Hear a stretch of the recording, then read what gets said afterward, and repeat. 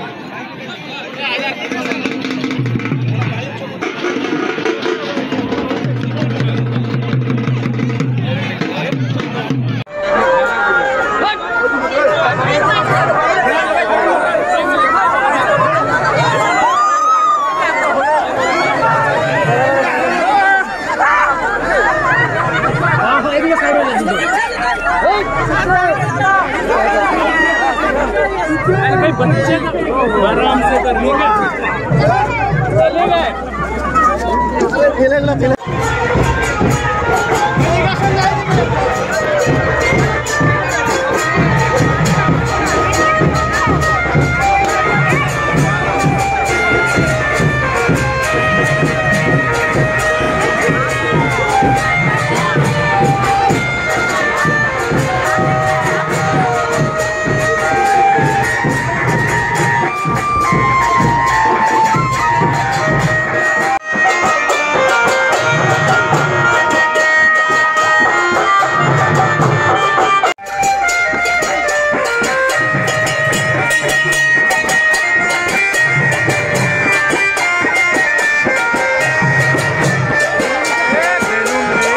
দেখুন, মমতা সরকার বলে, এখানকার লোক বলে যে বাংলার মেয়েকে চাই, এটাই আমরা জানতাম একদিন, কিন্তু এখন আমরা জানতে পারলাম যে বাংলার লোক গুজরাটকে চায়।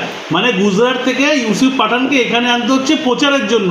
তার মানে যে আমাদের নরেন্দ্র মোদী যে গুজরাটে যে সরকার বিজেপি চলছে, ঠিক আছে, সেখানে যে উন্নতি চলছে সেই উন্নতির জন্যই এখানটায় উনি এসছে, যে দেখাতে যে এখানকার বাংলায় কিছু নেই, আমি গুজরাট থেকে আসছি, আপনারাও বাংলাকে গুজরাটের মডেল তৈরি করুন। ইউসুফ পাঠান আসার পরেও সেই মতো কিন্তু মানুষের ঢল পড়লো না ইউসুফ পাঠানকে দেখতেই। তারা কি তৃণমূলের প্রতি আস্থা হারিয়ে ফেলছে না? তৃণমূল দেখুন, মাদারিহাট বিধানসভাতে সাকোয়াজরা জিপিতে তৃণমূলের সেরকম অস্তিত্ব নেই। ওরা বরাবরই লোকসভা এবং বিধানসভা এখানে পরাস্ত থাকে। আর কেবলমাত্র পঞ্চায়েতে ইলেকশনের সময় তারা জোর করে এখানকার ভোটটা নিয়ে ওরা জয়লাভ করে। তাও আপনারা শুনেছিলেন এর আগেও যখন বিজেপির ভোট ছিল তখন তারা জোর জবরদস্তি সেটাকে ভাঙিয়ে তৃণমূলের ভোট পড়েছিল। তার আগেও আপনারা যে জানতেন যে এখানে সিপিএমের পরিচালনা বোর্ড ছিল, পঞ্চায়েত বোর্ড ছিল, সেটাকে ওরা ভেঙে তৃণমূল করেছে। মানে ওদের মূল লক্ষ্য হচ্ছে ব্যবসা। তাই এখানকার জনগণ তৃণমূলের উপরে আস্থা হারিয়েছে, এখানকার সাধারণ লোক তৃণমূলের উপরে আস্থা হারিয়েছে।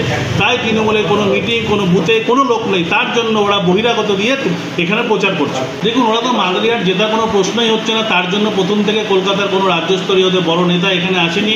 ওরা কাকে পাঠালো? গুজরাট থেকে। যখন রেজাল্ট বেরোবে তখন বলবে আমরা তো আসিনি, গুজরাটের লোক এসছে। আর আপনারা জানেন কিছুদিন আগে যে কলকাতার আরজি কলেজে যে ঘটনা ঘটেছে, তারপরের থেকে সমস্ত মহিলা সমাজ একদম তৃণমূলের উপর থেকে ভরসা হারিয়ে ফেলেছে। তাই মা বোনরা যতই লক্ষ্মীর ভাণ্ডার পাক না কেন, এখন ওরা সেগুলো ছেড়েও দিচ্ছে এবং ভোট তৃণমূলকে দিবে না।